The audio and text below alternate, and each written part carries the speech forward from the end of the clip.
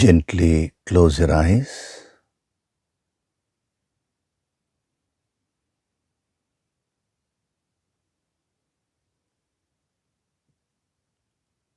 Do deep breathing.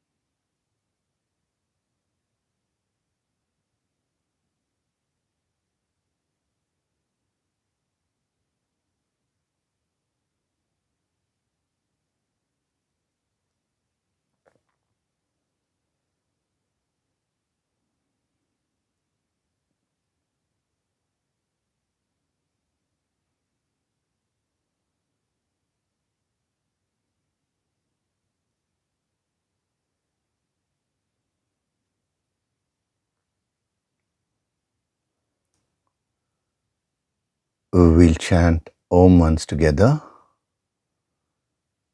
Synchronize the chanting of Om with your exhalation. Breathe in.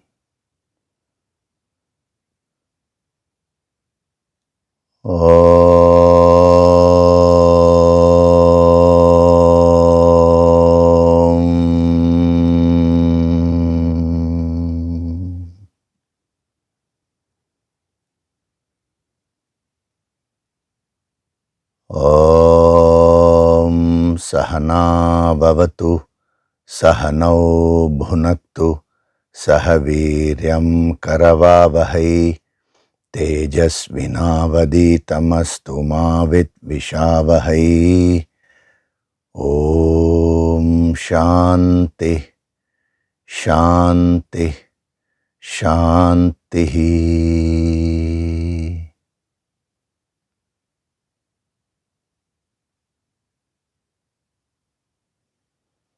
Gently open your eyes.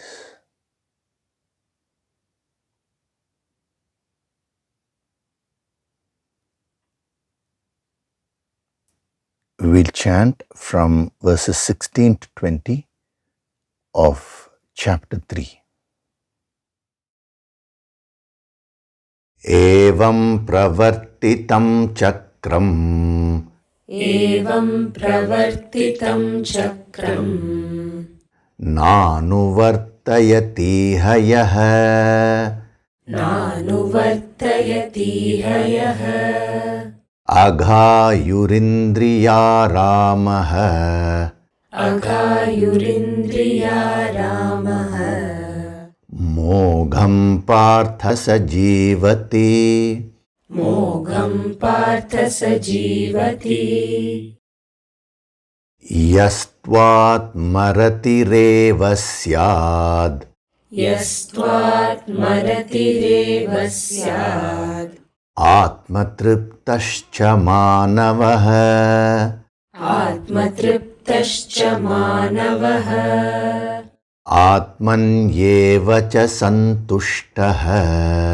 Atmanyeva cha santushtah Tasya karyam na vidyate Tasya karyam na vidyate Naiva tasya krite narthah Naiva tasya krite narthah Na krite neha kaschana Na krite neha kaschana Na chasya sarva bhuteshu Na chasya sarva bhuteshu Kaschidarthavyapashrayah Kaschidarthavyapashrayah Tasmadasaktah satatam Tasmadasaktah satatam Karyam karma samachara कार्यं कर्म समाचर असक्तो ह्याचरन् कर्म असक्तो ह्याचरन् कर्म परमाप्नोति पूरुषः परमाप्नोति पूरुषः कर्मणैव हि संसिद्धिम् कर्मणैव हि संसिद्धिम् आस्थिता जनकादयः आस्थिता जनकादयः लोकसङ्ग्रहमेवापि लोकसङ्ग्रहमेवापि सम्पश्यन् कर्तुमर्हसि सम्पश्यन् कर्तुमर्हसि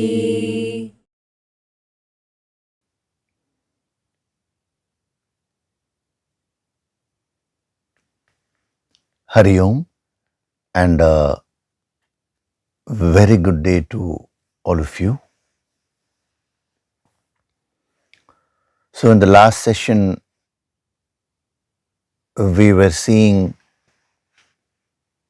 this amazing construction, Vyapashraya.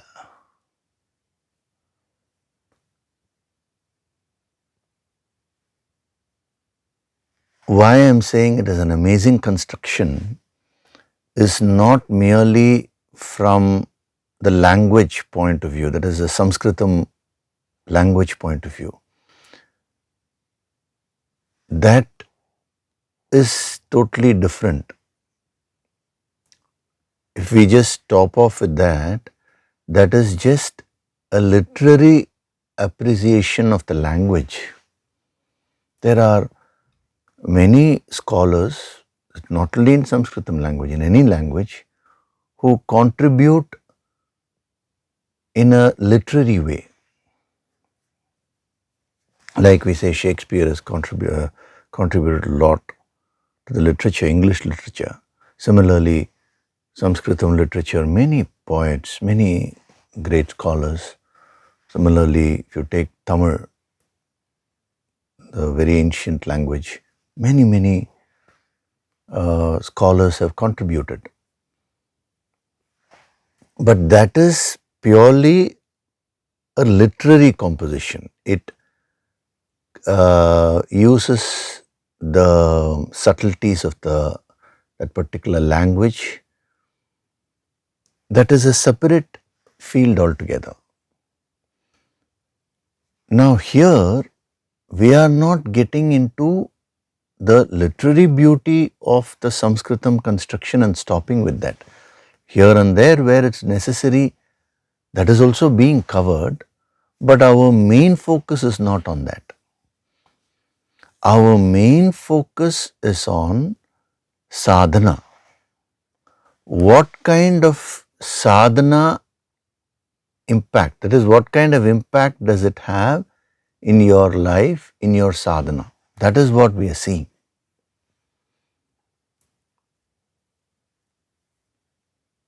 So one thing is to appreciate the grammar part, to appreciate the poetry part, that is the literary part of a scripture. If you merely stop with that, you will become a very good scholar in the literary sense, but there's going to be no spiritual development. If you want to become a yogi, now you will have to go beyond the language and feel the energy. That is the key thing in the yogic approach. You should be able to feel the energy and see the relevance of that principle in your life. Either it should elevate your consciousness, or it should give you some deep practical tips as far as sadhana is concerned, something related to you and your life in terms of spiritual growth. If that part is missed out, then it is no longer a yogic approach. It is merely a literary approach. It becomes like a literature work. So you should differentiate between these two. Because there are many people who claim superiority over understanding of scriptures because of their mastery over the language. Just because a person has understood or has mastered the language to a very good extent doesn't mean that person understands the deeper meaning of the scripture.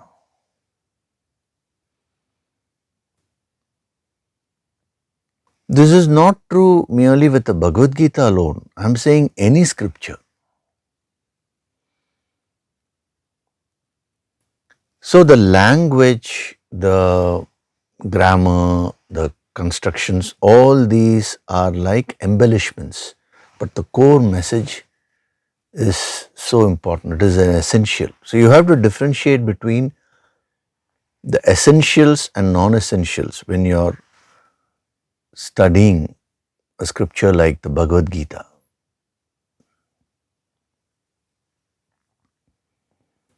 Otherwise, you will just get lost in the language part and you will leave the main message. See, in this yogic approach, in these sessions, the beauty of the language part is also given to you wherever it's required. But you would have noticed that we don't get stuck there. We, beyond the language appreciation, we move further, we go into the principle, absorb the energy and see what its relevance is in your life.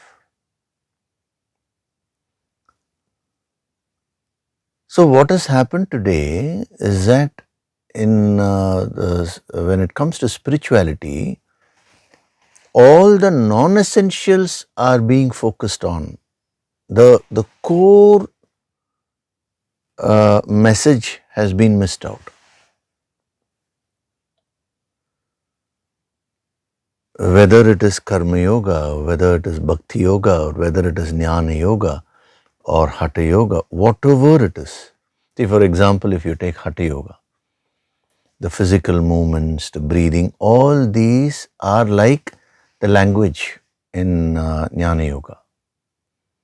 But beyond that, getting attuned to the deeper Shaktis, first to start off with the lowest Shakti, which is Prana Shakti. Why I am saying the lowest Shakti is from this level, it is a higher dimension. But from the highest dimension, that is still at the relative level.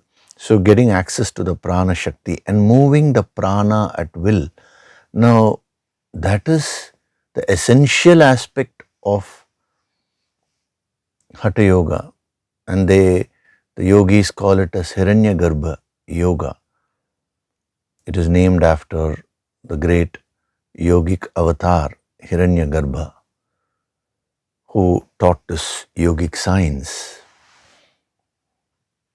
So, Hiranyagarbha Yoga is based on the energy movement, not on the physical movement. The physical movement and the breathing techniques, all these are only embellishments. They kind of make your experience pleasant. But the main thing is missed out today. Similarly, when it comes to Bhakti Yoga, people think just merely doing rituals or just merely singing some bhajans, that is Bhakti Yoga. No. The rituals, the bhajans, all these are beautiful embellishments. They are also techniques. But the core of Bhakti Yoga, as the name itself suggests, is bhakti, devotion, purification of emotions. So if you are doing a ritual and that ritual is purifying your emotion, that is, if you are using it properly to purify your emotion, it's okay. But if you're doing a ritual every day, let's say you're performing a particular puja, but that is only increasing your ego, and you start judging others, oh, they are all useless because they are not doing any ritual. If you get into these kinds of thoughts, or if it increases your anger, your superiority complex, all this, then it is no longer a spiritual thing. So essentials, non-essentials. Similarly in Jnana Yoga, the language part, the literary part, these are all beautiful embellishments. But merely that is not Jnana Yoga. See, if you say jnana, jnana can be of anything. Even literary knowledge is one kind of knowledge. But the moment you use the word jnana, yoga, the yogic approach has been brought in. It means getting into the essence and deriving the sadhana principles, connecting with the energy. Similarly, karma yoga, the external acts of service, or the various service activities which you may take up. These are all very good embellishments. But just because a person has become a member of 5, some people think like that. Okay, how to do karma yoga? Just become members of 4-5 NGOs. Oh, I'm a part of this NGO, that NGO. If you use that only feeds the person's ego, then it is no longer karma yoga. So the core of karma yoga is a seva bhav. We will be anyway seeing the different facets of karma yoga. First is introduced the principle of yajna, which is the core principle, and from that we'll be seeing so many applications. In the very next verse, he'll be giving you one application. And then as we get into the chapter more, he'll be giving you the various applications of karma yoga. That will help you to understand the core principles better.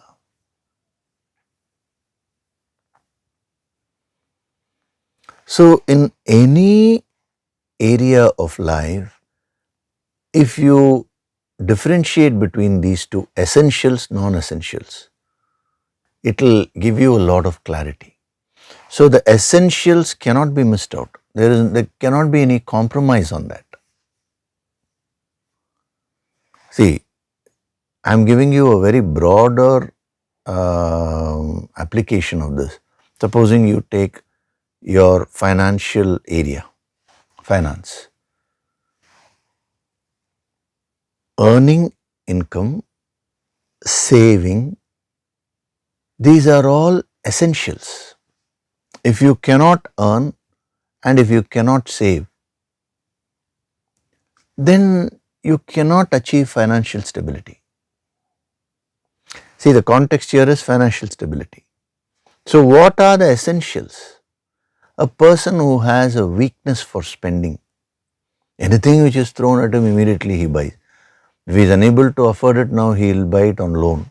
He will be paying EMIs. I know people, everything is on EMIs, Why? Because they are not able to afford it. So absolutely no planning, nothing. No concept of increasing their income, no concept of saving more. Now, in terms of financial stability, they can never grow. So those are the essentials. The non-essentials, if you take, so many things are there. The utilities of money is varied.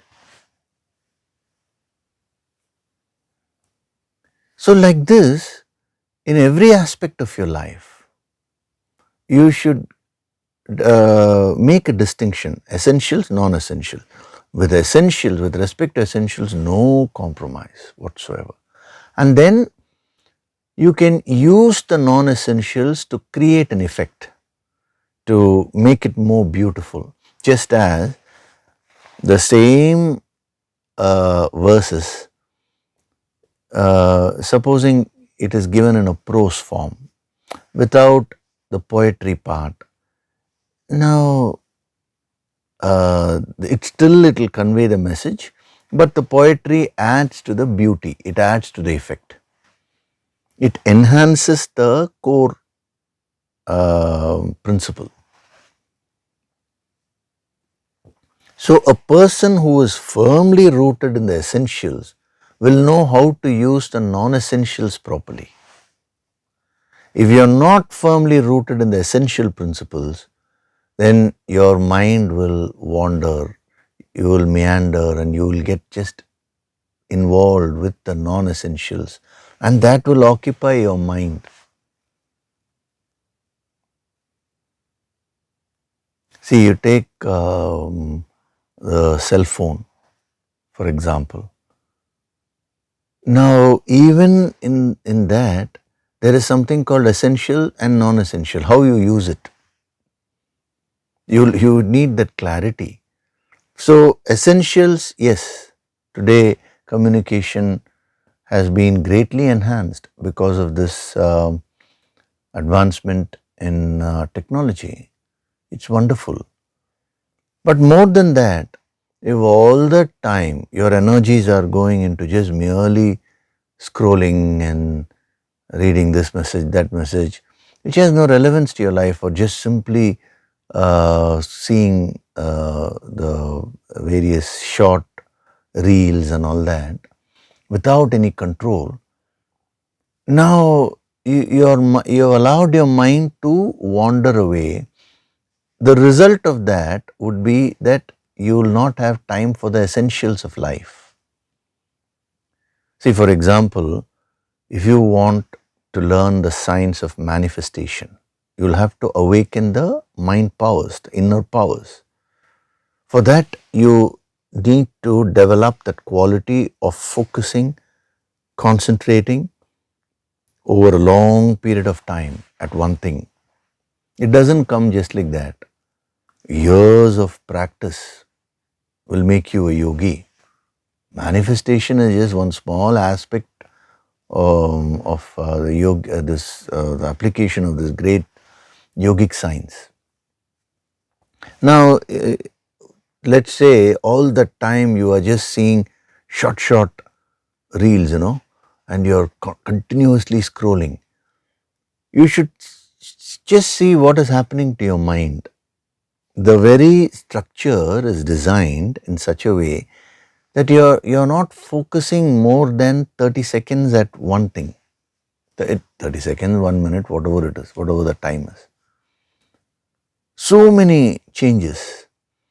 So if you are going to focus all your energies only on that, after a while you will lose the mind powers to focus. And without that, you cannot manifest what you want in life. You cannot be a creator of your life. So once you understand this, I'm not saying you should not see reels, but you will know how to use it. You will never allow your mind to go out of your control. You will put a limit. You will be very disciplined in that. The whole experience will be under your control. I am giving you various applications of this principle of essentials and non-essentials. It's not that we just stick to spirituality in terms of understanding this verse alone. No. What is this application in your life? So, if you take life in general, the essentials are your personality development, your awakening of mind powers, the inner awakening, the raising of your consciousness. Unfortunately, in today's education system, they don't focus on essentials at all. They are only focusing on the external knowledge. I'm not saying that is not important, but leaving out the essentials and merely focusing on that will only cause more stress. That's why Even though the advancement, technological advancement is so high today, the stress factor also has increased tremendously. The phones have become smart, but what about the individual who is using that phone? Artificial intelligence has developed. The scientists are doing a great work, great job of improving the technology. But what about the natural intelligence which a human has? That is essential.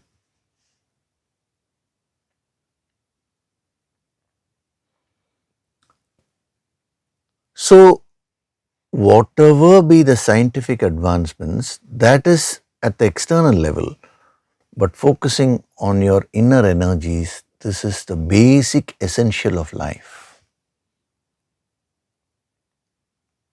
So, when we are studying these verses, when I am going into the depth of a principle, I want you to be aware of this fact. We are using the beauty of the language also. That also is being told to you. But that is not our main focus. We use that to add value to whatever we are studying, but then we don't miss out on the deeper sadhana principles. So this is a classic example. Vyapashraya. You divide into two parts. Vyapa ashraya. Vyapa again can be divided into two. Vi plus apa. Ashraya can be divided into two parts again. A plus shraya. Why this division? This see, up to this is a grammatical explanation of how the Vyapashraya has been formed. So beautifully formed. This is just a literary exposition. But no, we don't stop with that. Shrayaha, I explained to you the last session, Shrayaha means shelter, refuge, protection, taking asylum. So that is the very nature of your mind. Shrayaha, emphasizes that. So the moment there is an emphasis, it turns your mind inward. Oh, this is what my mind requires. It's so true. The human mind always requires a protection. It seeks protection. It seeks comfort. Some of the so-called intellectual, there is people who claim that I am a great intellectual. I have seen them become highly emotional and cry over some small loss. It could be a loss of an object, it could be a loss of a person. I'm saying small loss from the ultimate standpoint, but from a practical point of view, it is a huge loss. But I've seen people break down. So everyone's mind requires protection, requires a shelter, is constantly seeking refuge. So, Ashraya means it's a great tool for you to understand the psychology of your own mind. Understanding Ashraya from a literary sense is external knowledge. You have gained knowledge. Shraya means taking shelter, taking support, protection. Ashraya means a lot of emphasis has been laid. This is external knowledge. But the moment you use it to understand your own mind, the psychology of your mind, now you're moving to the essentials, the essential principle.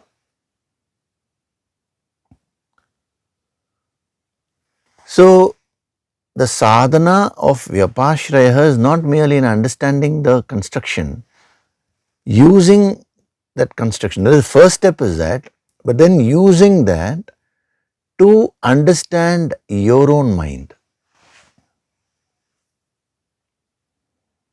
then it becomes a powerful sadhana. So the first step is an understanding that your mind requires a support system. Why is it that you form beliefs?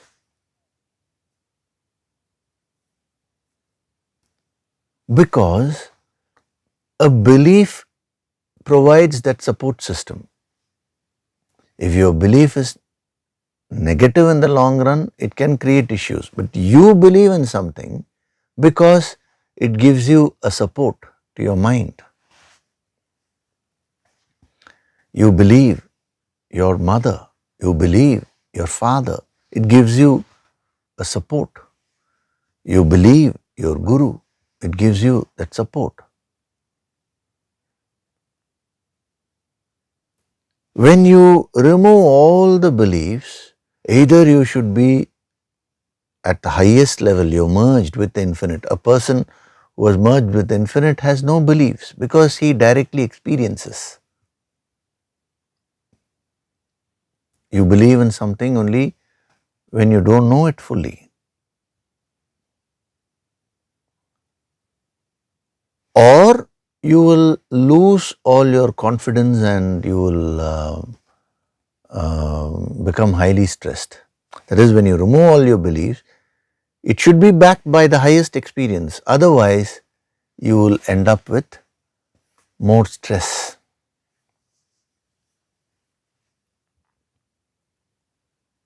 So, the very structure of your mind, the very design of your mind, how your mind is designed, it is designed to seek support,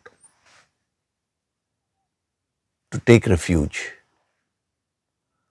So, people who say, I don't believe in devotion, sometimes people say, I'm bhakti, I'm only intellectual, I'll jnana.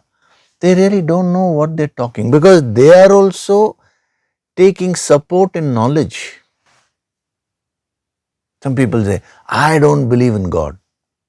You're taking support in that belief system of no God.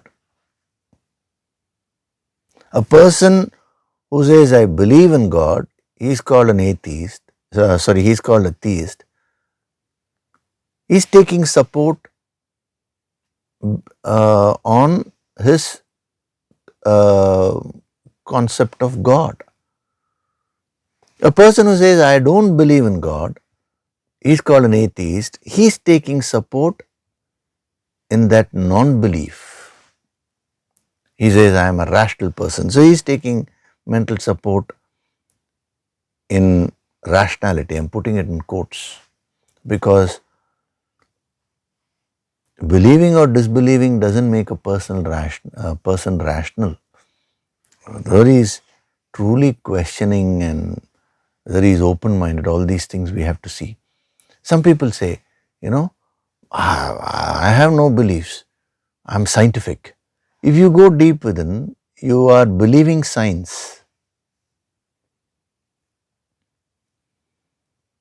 Science gives you that support. There are so many facets in science which cannot be practically proved. Many a times a person starts with a theory, not many a times, almost every time. You start with a theory and then you prove it. So till you proved it, you had a faith, you had a belief that this would work.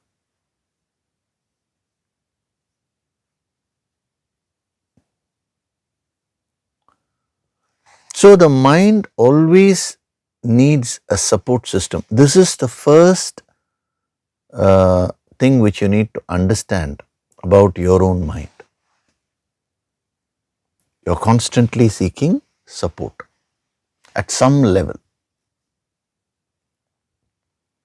Then the other half of Vyapashraya, Vi plus Apa.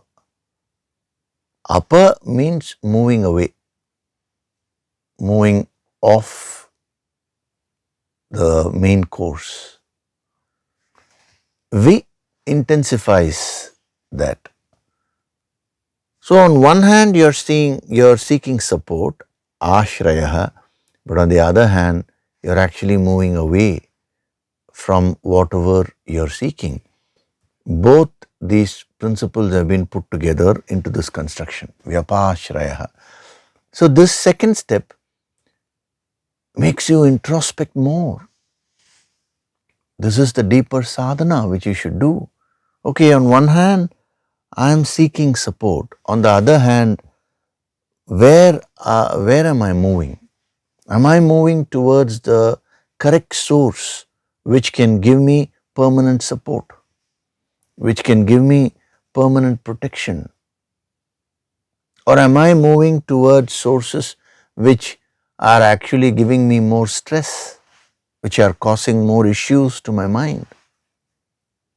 It's a very deep question, very deep analysis which you need to make.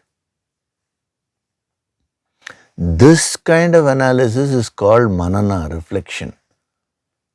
Not merely just playing with words, the V plus apa plus a plus shraya, vyapashraya.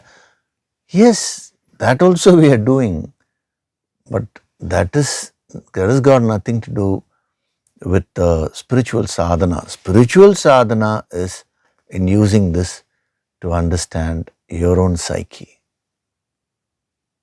So if you observe yourself, this principle or whatever he's talking about, that is, you want one thing but you're moving in the opposite direction, it's a very powerful point. If you just observe your entire life, that is what is happening.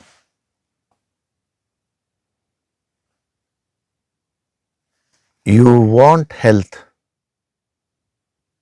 but you believe in disease. You don't believe in the innate self-healing capacity of your physical body, of your mind. You believe in the power of the viruses and bacteria. That's why you get afraid. Every day one new virus, new name they give. This virus has come, that virus now it's going to attack you. Nowadays they are graphically depicting it, and they make videos of it using the AI, how a virus attacks the immune system, and they circulate it. That becomes a viral video very fast. What is happening? That turns your focus from the protective mechanism to that which is causing issues. But what is it that you are actually seeking? Health. But you are loading your mind with the opposite forces. So your entire energies are shifting in the opposite direction. Instead, if you learn to focus your thoughts, your mind, your pranas, everything towards health, study your own immune system, see how amazing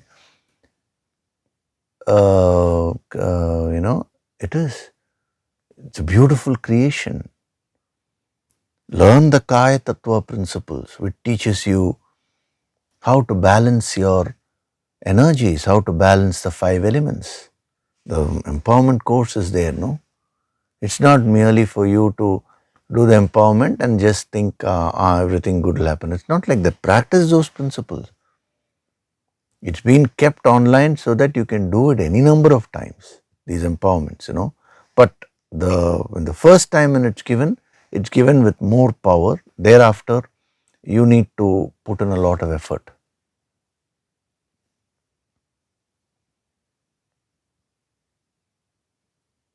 So in life, this is what is happening. You should first introspect and see that you want one thing, but your energies are getting scattered away in other directions. And when it comes to spirituality, this principle is so important. Because when you say, I want God, I want to experience the infinite, I want to become a Sthita Prajna, Are you really meaning it? From a yogic perspective, no. Because your energies are scattered. You're not wanting God in a full way, in a complete way. That is why when a boy went to a master and asked him, when I want to experience God, can you make me experience? The master was in a pond, in a pond. So he just caught hold of that young person and pushed him under the water, pushed his head under the water for about a minute or so. And then he pulled him out, and the boy was gasping for breath. And then the master asked him, when you were under the water, what is it that you wanted? I just wanted some air, some oxygen. How intensely did you want oxygen? He said, that was the only thing which I wanted, nothing else. Supposing at that time, if I had offered you a lot of wealth, or if I had offered you a lot of this, lot of, all the attractions, what would you have done? No, my mind wouldn't have got tempted because I just wanted oxygen. He said, the moment you want God to that intensity with which you wanted oxygen, at that moment you will attain God realization. Complete focus of all energies. That's what he says in the 9th chapter. Ananyas chintayanto mam. No other thought, no other emotion, bringing complete focus. This is incidentally, this is a science of materialization or manifestation, Same yogic principle can be used for worldly manifestation or manifesting the highest also, gaining the highest experience. So today your energies are scattered. You're having a desire, you want one thing, but your energies are moving in opposite directions.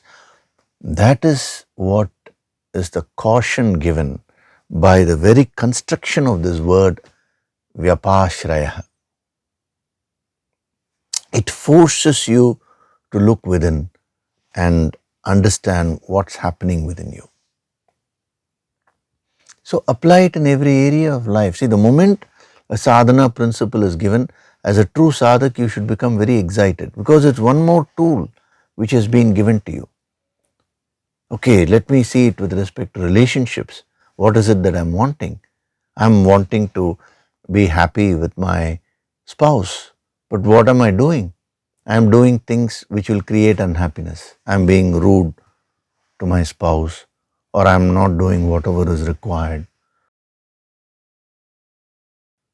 Either I'm being dominant or I'm being very submissive, whatever it is. Either way, you cannot relate properly with other person. So all these factors are making me move in the opposite direction. Then how can you get what you want with respect to relationships?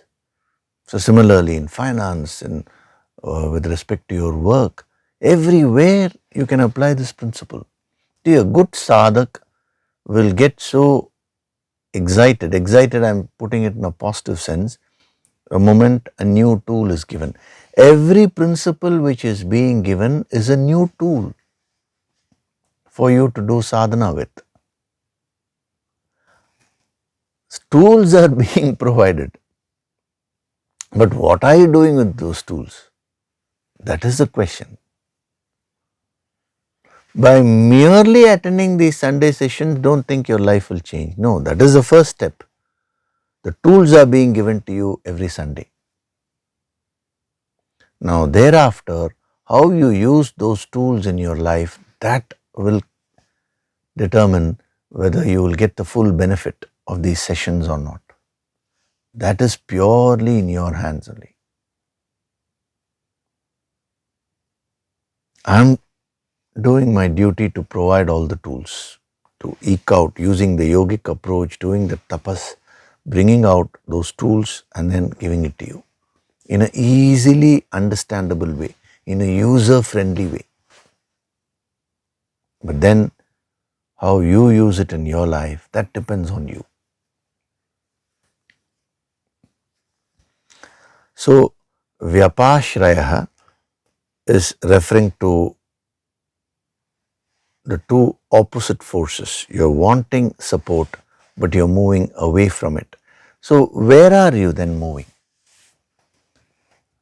So, moving away, moving off your own center. So, if you analyze the world, the various objects, the various beings, they all provide you with temporary support. See, when he says ashraya, that emphasis makes you go deeper and understand your own mind. You are not merely seeking support. You are not merely seeking refuge. You want permanent support. See, when a person says, I am seeking happiness, it's not mere temporary happiness. You are actually wanting infinite happiness. So you want infinite support, uninterrupted support.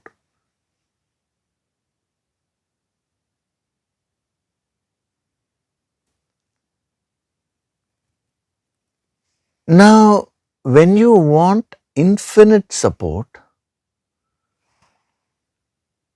the source should be infinite. This is simple logic. If you want temporary support, then it is enough if the source is finite. It can provide you with temporary support. But actually your mind is wanting infinite in everything.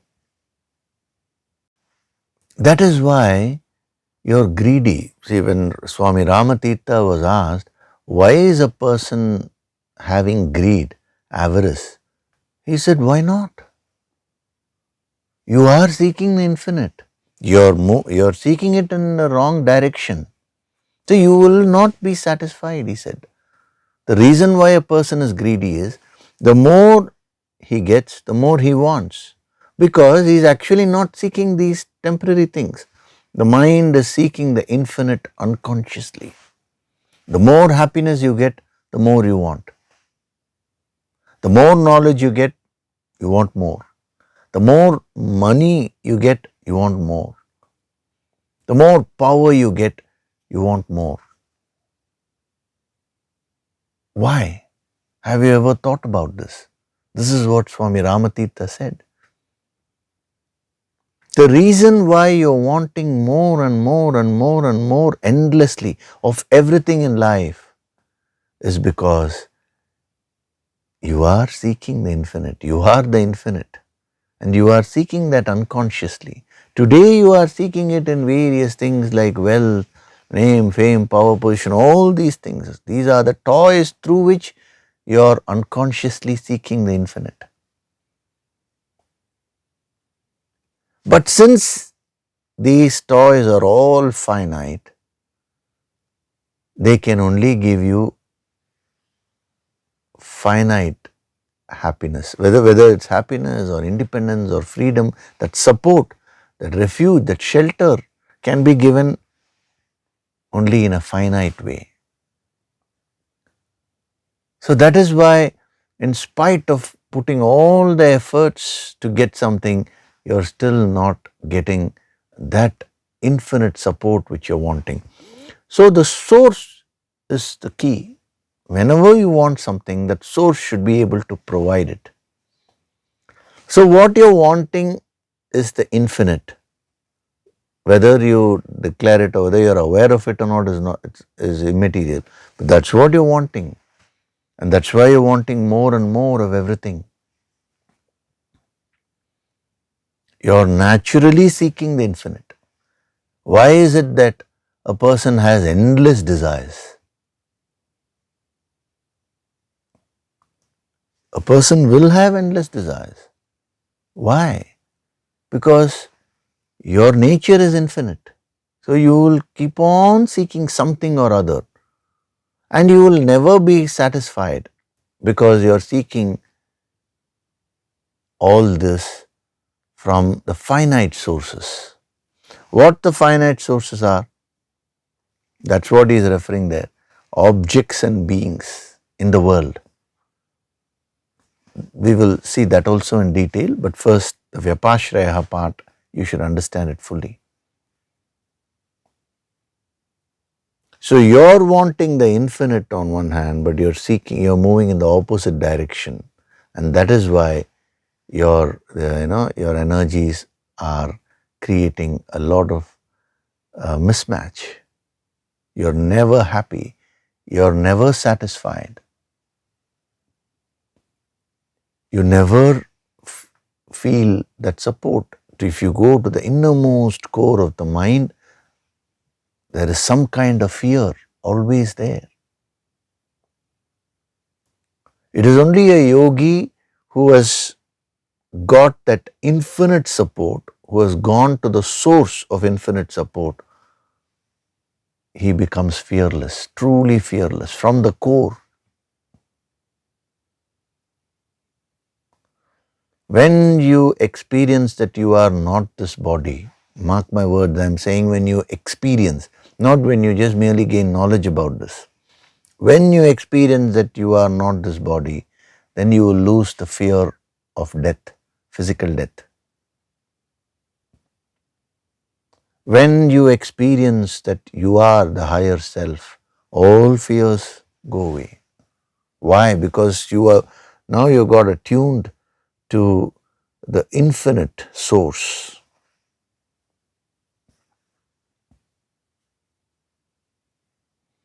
So where is that infinite source? You don't need to seek it anywhere outside. It is right there within you. That is the very core of your personality. That is the very center of your personality. So moving away, moving off from the center, that is what he's talking about.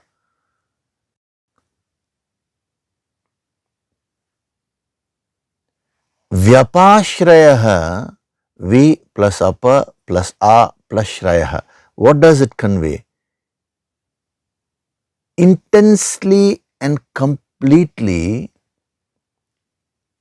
moving away, or intensely and completely leaning, that is Ashraya, and taking support, but moving away from the center, which means you're taking support from the off center. Then you will never be in a state of equilibrium. See, in physics, they always say an object is stable when it is in a state of equilibrium. See, right now, I'm sitting like this. I'm in a state of equilibrium. I'm talking of the physical body. So, a stable position. Supposing I lean like this. Now, that is off-centered. Now, that will create problems after a while. So, all your mental instability is because you're off-centered. You're not in a state of equilibrium. Vyapashraya means intensely leaning, intensely taking support, but not from the center, moving away from the center and taking support from other things.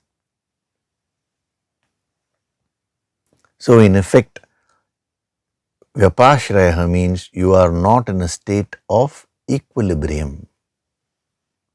A yogi is in a perfect state of equilibrium. Why? Because he is centered. He has recognized and experienced the very core, the very center of his personality, which is nothing but the infinite. I am not this body. I am not this mind, I am not these thoughts, I am that Supreme Self. I am completely established in that center.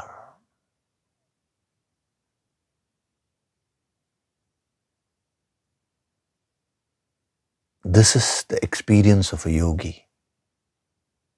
This is an experience, not knowledge. If you just simply say, I am not the body, I am the center, that is not enough. Experiential knowledge, that is called wisdom in the yogic parlance.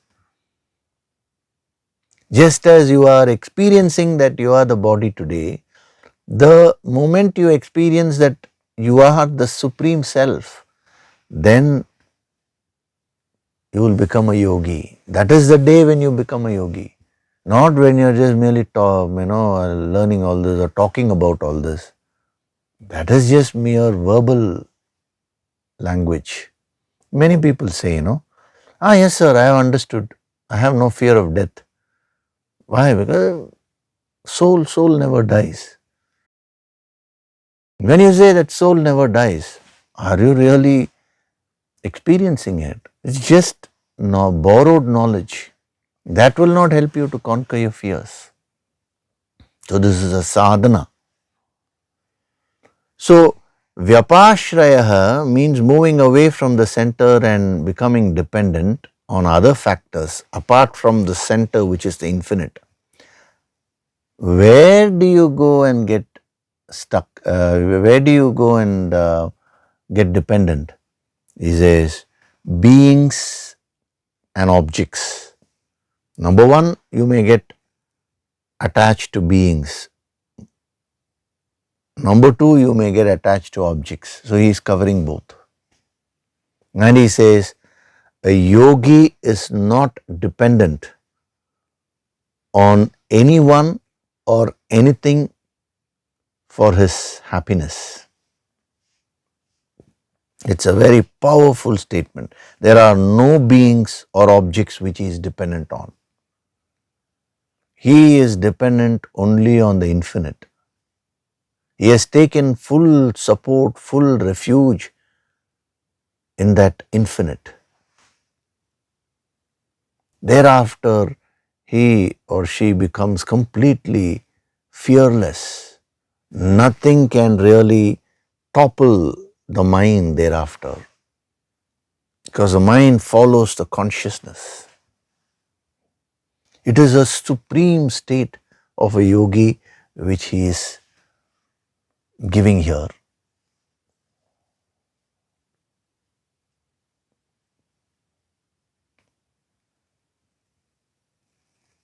There are no beings or objects which he is dependent on. Sarva bhuteshu. Sarva bhuteshu is a beautiful construction. Sarva plus bhuta. Bhuta means beings. Sarva bhuteshu means all beings. And then he says, kaschit artaha. Any object. See, he is not merely saying beings, objects. All beings, any object. A yogi is not dependent on that. He uses the world. He experiences the world, but he is not dependent on the world for his happiness. The support is taken from the infinite. This is the key. So they are not against you contacting the world and experiencing the world.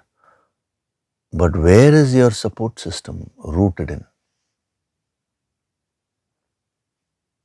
You need to find out. Some people's support system is rooted in money. So when money is taken away, they become very highly stressed. When they get money, they become overexcited. Some people's support system is rooted in name and fame. If somebody insults them, they lose their peace of mind. When somebody praises them, they become so elated, they're excited. The excitements and depressions which you go through are related directly to your support system. Some people take support from relationships, especially one particular person to whom they are attached to. Now that person's behavior starts determining their level of happiness. If that person smiles, now they feel very excited. If that person is harsh to them, they lose all their happiness. Some people take support from their work activity. Though if they don't get an opportunity to do that activity, they lose all their happiness. The excitements, the ups and downs, the excitements and the depressions which you go through, they are direct reflections of the support system which you are caught up with. He is summarizing that so beautifully, beings and objects. So if anything is bothering you today, is giving you stress, is bothering your mind, understand that you moved off center. That is where you've taken refuge, Shrayaha. So when you start doing your sadhana, your support system shifts from the finite to the infinite. This has nothing to do with external contact. It's not that you shouldn't earn more money, or it's not that you shouldn't get into relationships. It's not that. You can be a multi-billionaire also, no problem. That is just a choice. But are you dependent on the wealth or not for your happiness? That is the question. So a yogi experiences the whole world intensely, fully, but he is firmly rooted in that infinite self.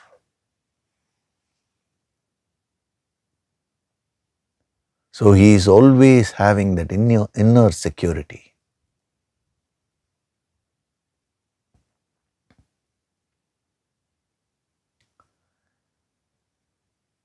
You may wonder, sir, is this practical? I know what is going on in some of your minds. How is it possible to be firmly rooted in the infinite and then function in the world? I am losing myself. Yes. That's how you'll start off with. I am saying it is possible. I am not saying it is easy. Till you get out of there, it will be difficult to me. That's why it's called tapas. Tapas means burning. You will have to put in a lot of efforts.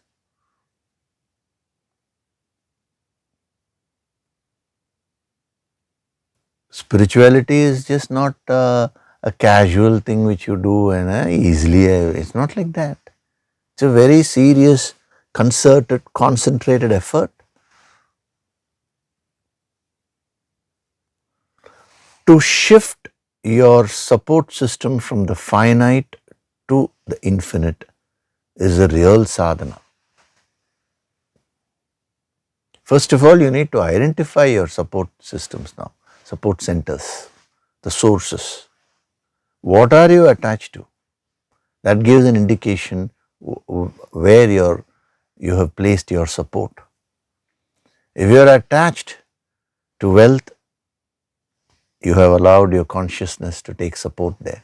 If you are attached to a person, it may be your spouse, it may be your child, son, daughter, anything, anyone, and you have placed your support system there. If you are attached to work, you have placed your support system there. If you are attached to name, fame, power, position, find out, do that sadhana. So when your consciousness takes support from something, thereafter your mind will get attached to it. This is the sequence. First, your consciousness takes support. You form a support system, and then the mind will follow. It will become attached to that object or being. Once the mind gets attached, whatever the inherent nature of that object or being is, that will be absorbed by the mind. So if the nature of wealth is to fluctuate, for example, then the mind will fluctuate. If the person whom you are attached to is a very moody person, then your mind will become moody.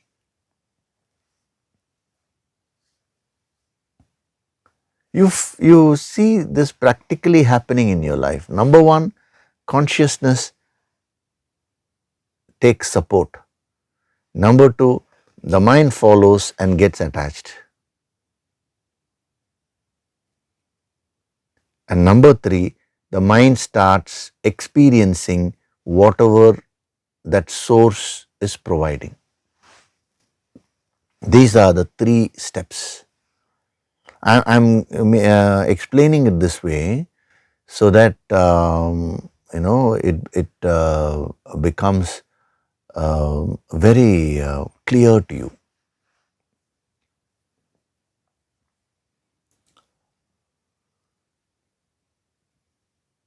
So, do a self-analysis. This is the homework which I am giving you. Next week we are going to have the Guru Purnima sadhana. So before this, if you do this homework and come, you will, the higher Shakti, the Guru Shakti which will be invoked, will work at the deeper levels of your personality, and it will help you to shift your very consciousness, the support system, from the finite towards the infinite. It all depends on what you are seeking. So do this homework. Find out first whatever nature your mind is having, from where have you picked it up? This requires a lot of reflection. It's not just a bookish study. Sometimes you may have picked up certain things, you're thinking it's yours, but it may have been, it has been given by others to you. Maybe when you were a child you were told something, you will pick it up. Today you would have forgotten it. But at least, even if you are not able to go to that level of depth, in your present scenario, how much are you influenced by situations? How much are you influenced by others? Just find out. See how your mind is attached to a person, and then your happiness becomes dependent there. See how your mind is attached to an object, and thereafter it starts reflecting the ups and downs of that object.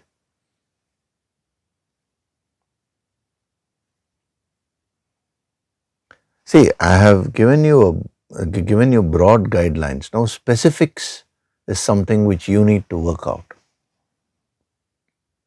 And then trace it back to your support system. Oh, I am deeply, deeply feeling that as long as this object is there, I'll feel comfortable. As long as this person is there and behaving in a particular way, I'm feeling comfortable. That is what your consciousness, that is what is happening within your consciousness.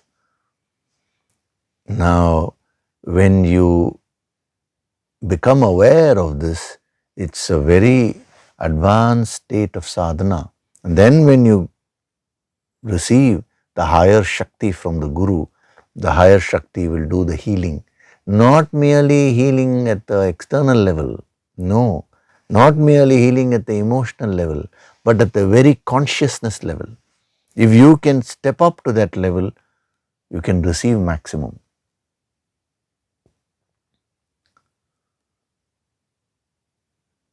See, a master has the infinite wisdom, but the student should seek that, no?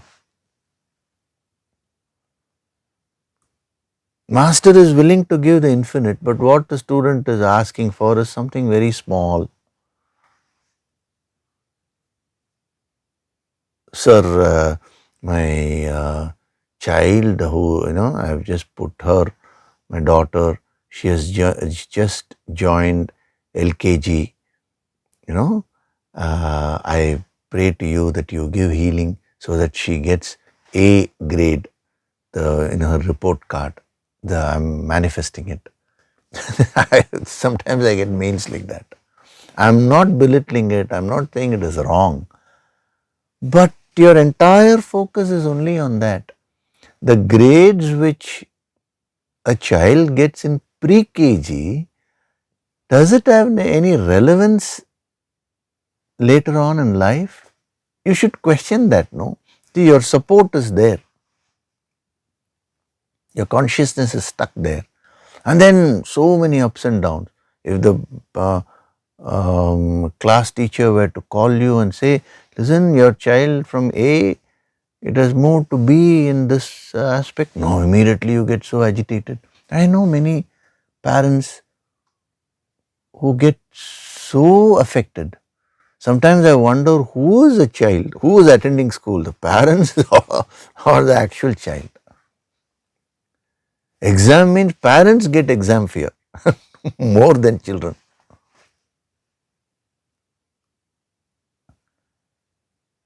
So, next week we are going to have the Guru Purnima Yogic Sadhana, 26th, next Sunday.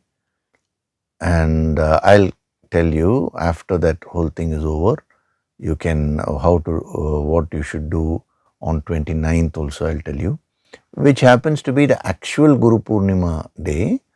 But as I told you, the energy is spread throughout the month. So this time the Guru Purnima Yogic Sadhana is going to be not just one session, but it's going to be spread out. So the more energy is going to be invoked. So it is that's why I'm structuring that way, so that it's easy for you to grasp. So if you do this homework and come, what you will seek at the deeper level will be much higher automatically. Incidentally, when you seek something higher, it's not that the lower things will be neglected. All that you will get fulfilled very easily.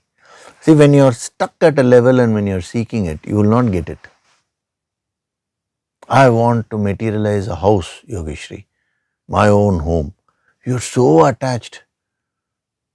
Then you will not be able to even bargain. Supposing you get a good deal, you go to the seller and talk to the seller. You will be afraid to bargain because in case he sells it off to another person, constant ups and downs, that whole experience will not be pleasurable. I want to become rich, Yogishri, financially, some people say. Suddenly, let's say some magic we do and give you 1,000 crores. That will cause a lot of fear. You will not know what to do with it, how to handle it. So you're wanting something, but your consciousness is vibrating at a lower level. So this homework which I am giving you will help you to seek things which are beyond your level. And then when you receive the healing Shakti, it will make your consciousness vibrate at higher and higher levels. We are going to continue this process till you reach the highest level, which is the infinite. That's why every Sunday we are having these sessions. Every year we are having the Guru Purnima Yogic Sadhana. Periodically, when we keep putting in that effort, the consciousness will rise.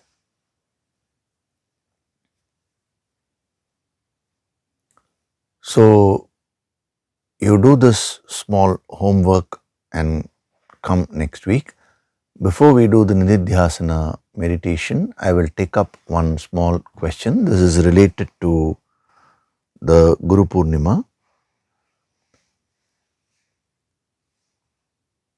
So Ashok ji has asked this question.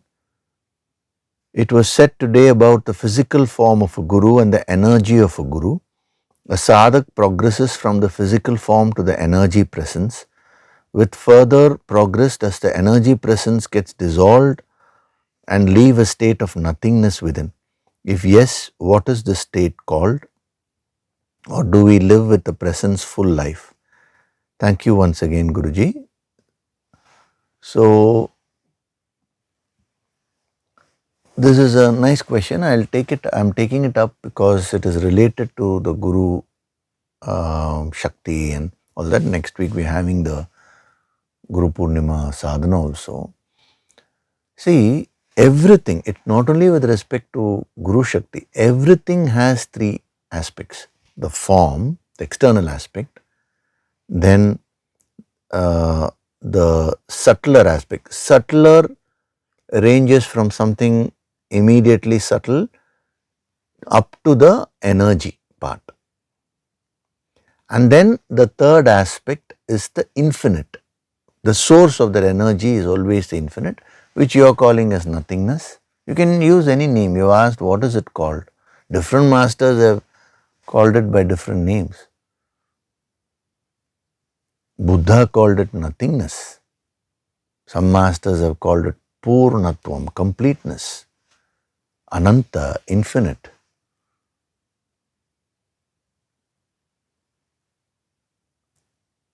Any name is fine.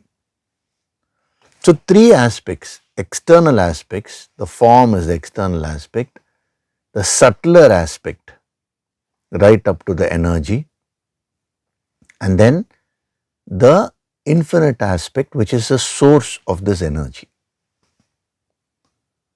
So, even when you take an Ishta Devata, let's say you are devoted to Lord Narayana or to Lord Shiva, the form is the first aspect.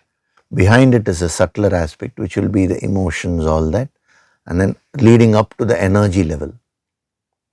And then beyond that energy is that state of infinite. So a yogi, as he does sadhana, a sadhak, as he does sadhana, will progress. It's a natural progression.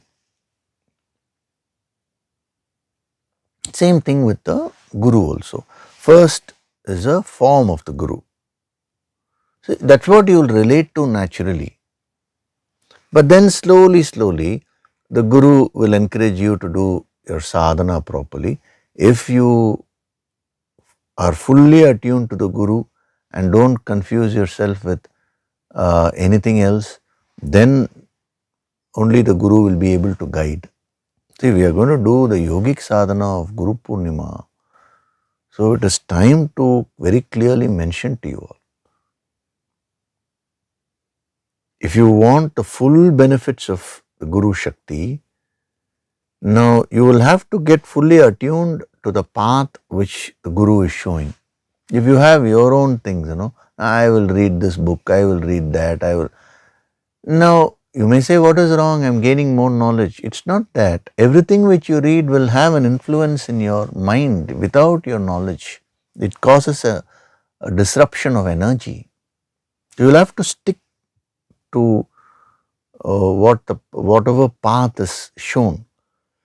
So, first is the form, and then comes, I said directly Guru Shakti, energy, but between the form and the energy, there are subtler and subtler things like the pranas are there, the breath, the pranas, the emotions, the thoughts, the knowledge which is given, the emotions which are given. So, you will start relating to subtler and subtler aspects. That is what I am saying. And then the Guru Shakti, the energy behind the Guru, that itself is a powerful experience. And then what is the source of that Guru Shakti? It is that infinite nothingness. So, will we get to that state? Of course, that is the whole idea. Thereafter, is it that way I will forget about energy and the form? It's not that you will forget. Every time you see the form, the experience will deepen up to whatever level you have gone to. See, supposing you have gone to the level of emotion. Every time you meet the Guru or you just think about the Guru, you will go up to the emotional level and receive the blessings. Supposing you go up to the wisdom level, every time you think about the Guru, you will gain more wisdom. If you go up to the energy level, every time you think about the Guru, immediately you will receive the higher Shakti, the energy. And if you go up to what you're calling as nothingness or the infinite level, once you reach that state, then every time you think about the Guru, now it will take you to that state of nothingness. It will completely calm you down and focus your entire energies on the infinite. This is how one progresses in the path. So the Guru Purnima sadhana, you will experience it, you will get a glimpse of it. And then you should utilize that energy to do more sadhana, to intensify your sadhana. Okay, so it's a nice question which has been asked. I took it so that it will be helpful for all the sadhaks. So as I told you, Guru Purnima is not merely just external practices and all that. The yogic sadhana of Guru Purnima is very deep, intensifying your experience, moving from the gross to the subtle, and then from the subtle to the infinite. It happens gradually. And it's not that once you move to the higher level, now you'll discard the form, or you'll, once you move to the energy level, discard emotions. It's not like that. This will intensify your experience.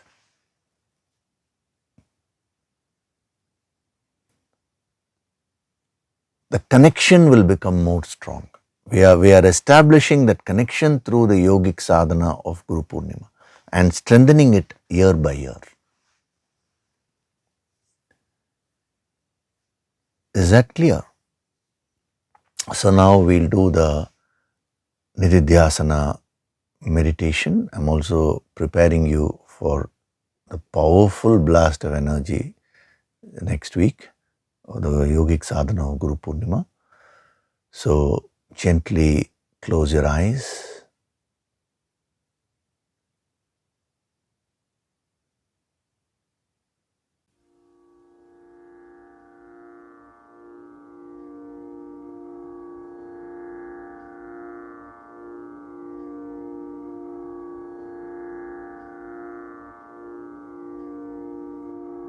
Do deep breathing.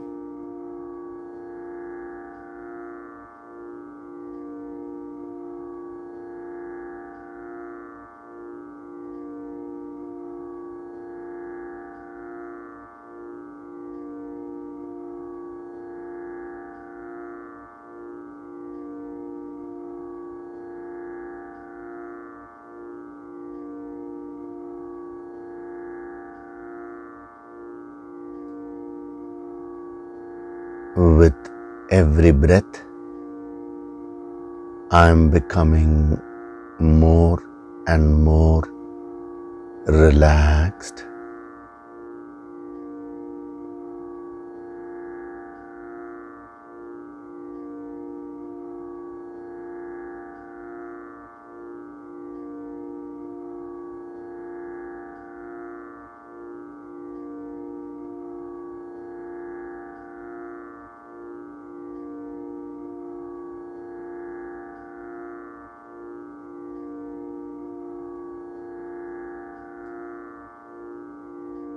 Feel the divine vibrations.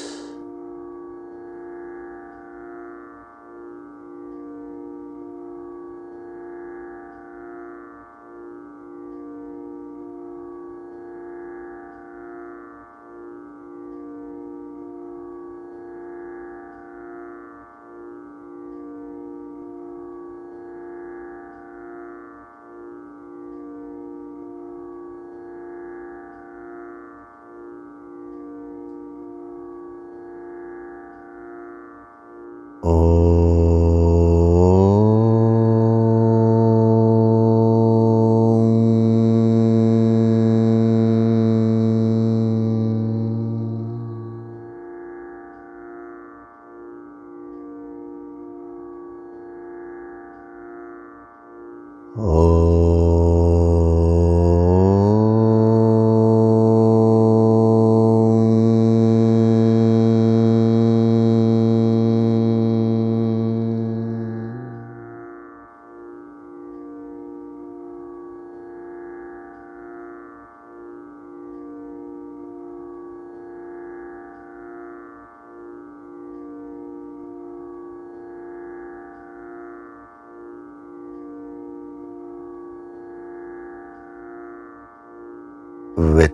every breath, I am going deeper and deeper into myself.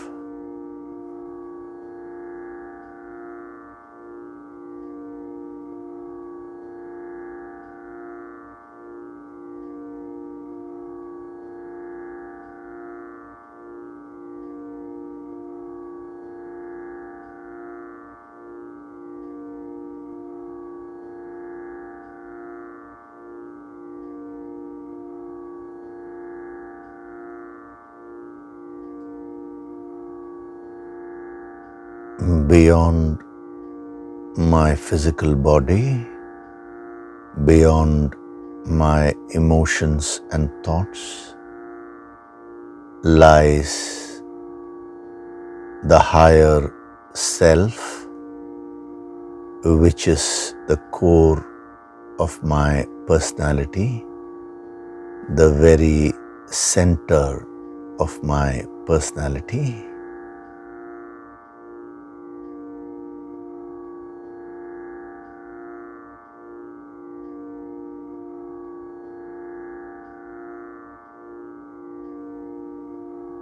I am firmly established in the center.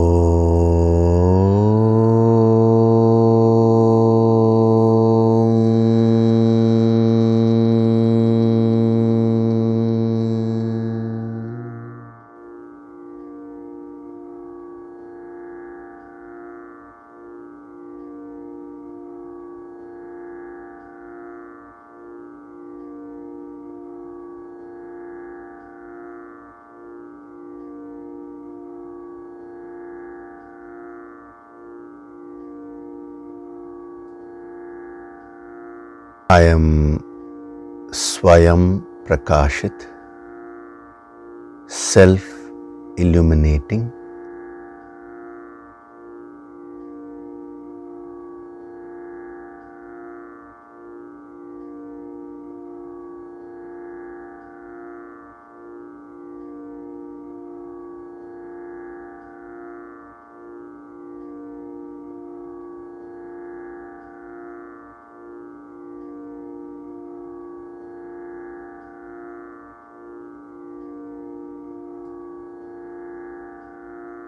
Offer your gratitude to God Supreme.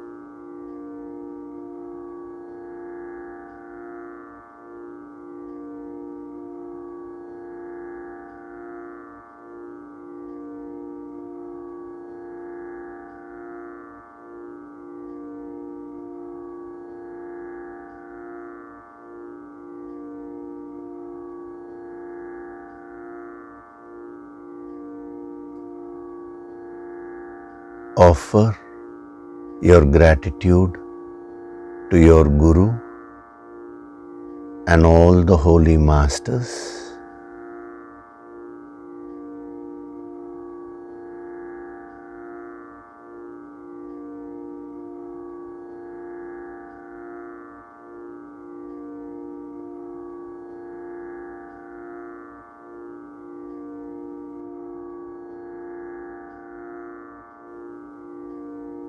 wriggle your fingers, your toes, open and close your palms a few times. Rub your palms together to create a warmth.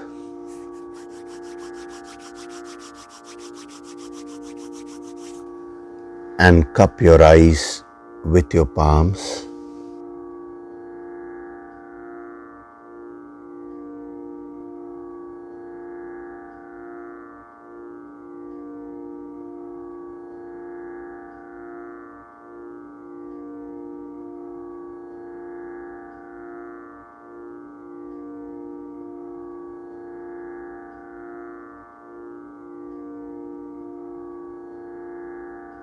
Gently rub your eyes, your cheeks,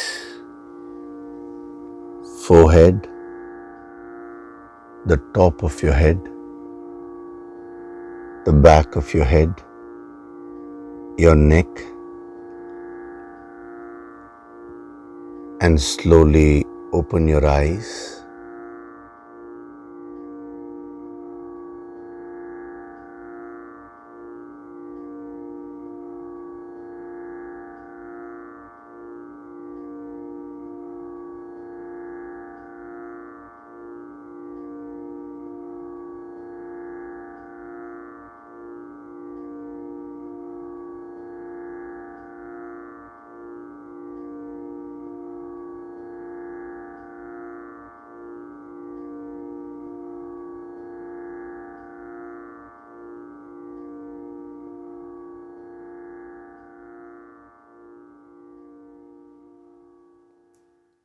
Welcome back.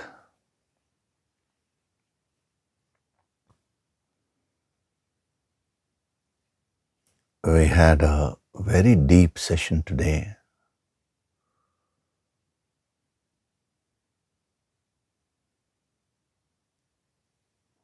Watch it as many times as possible. The most important thing is for you to use these tools. Every principle which is given to you is a tool.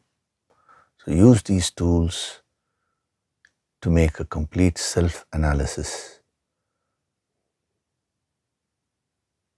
and practice them in your life. See, that is the sadhana part, Apart from your yoga sankirtan practice every day,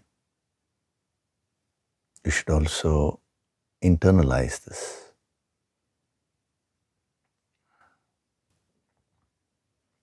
Okay? So next week, we'll be having the yogic sadhana of Guru Purnima. Consider yourself as so blessed, because the yogic sadhana of Guru Purnima is a secret of the siddhas. That energy is being given to you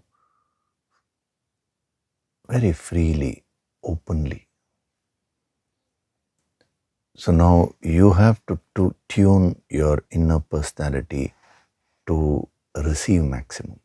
So all this preparation and these sadhana tips, everything is aimed towards tuning your personality to receive the higher grace. So come with a free mind, receive all the benefits, and make your life wonderful. Okay? So I'll see you next week. It's going to be a full blast of energy. So this is the preparation also I've given to you. Do your sadhana properly and come there. So much of healing will happen. Healing at subtle levels of your personality. Some certain things you will be aware of, many things you will not be aware of. It doesn't matter.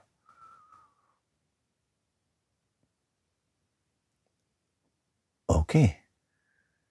So thank you very much. I'll see you in the Guru Purnima session.